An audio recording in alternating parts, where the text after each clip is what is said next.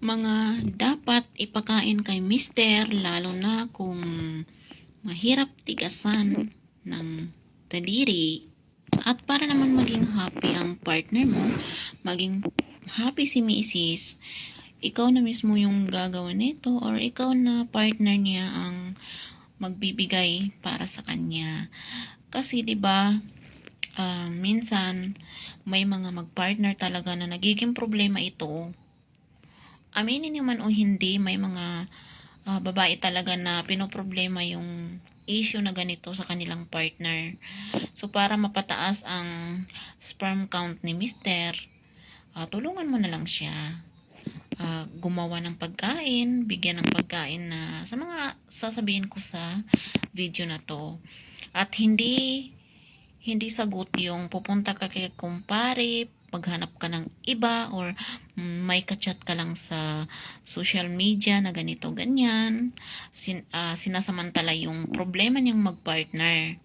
Okay? Kasi kadalasan, naibigan or mga kakilala lang na pinagkukwentuhan na ganito, ganyan, at sinasamantala yon. So, ito yung mga sumusunod na mga pagkain na sasabihin ko para pampataas ng sperm count ng lalaki. Una, saging na saba. Pangalawa, pakwan or watermelon. Pangatlo, mani. Hindi yung mani na iniisip mo, ha? Peanut, kahit anong klaseng luto, pwede po. And pang-apat, spinach.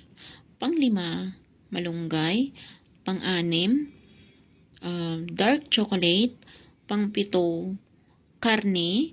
At siguraduhin luto ng maayos po yung karne dahil sa pagkain ng mga half cooked na karne, madalas po na nakakakuha ng sakit, especially mga cancer na sakit.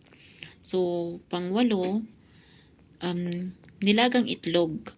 3 piraso po kada araw na nilaga na itlog, makakatulong po yon sa pagpapataas ng sperm count ng isang lalaki. At pang-siyam, bawang. Pang-sampu, sibuyas. Pwede nyo gawin sa bawang at sibuyas. I-prito no siya ng pang-crispy siya. Parang ginagawa na lang siyang chichirya. Pwede po yon. Pero mas kakaiba pa rin pag fresh. And lastly, isda. Siyempre, isda at gulay. Yan po. Mataas po yung chance na mapapataas natin yung sperm count